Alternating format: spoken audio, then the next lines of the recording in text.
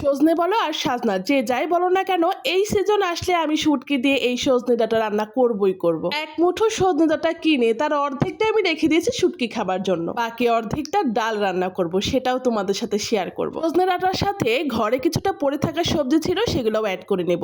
প্রথমে আমি সিমগুলোকে কেটে দুই ফালি করে নিচ্ছি। সিমগুলো কাটা হয়ে গেল, একটা আলু নেব, এই আলুর পিলটাকে ছাড়িয়ে একদম লম্বা করে কেটে নেব।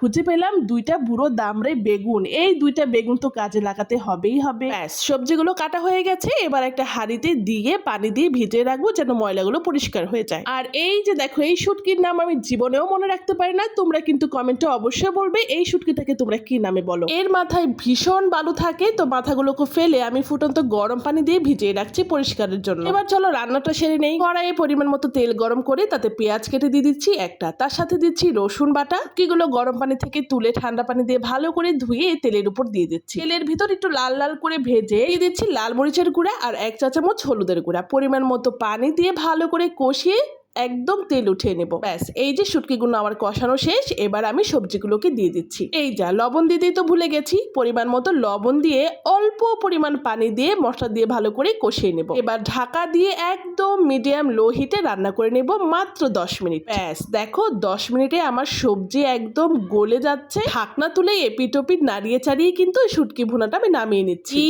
বলবো ভাই, এই গরম ভাত দিয়ে যে এই শুটকির সবজির তরকারিটা যে কি মজা, না খেলে কিন্তু বুঝবে না।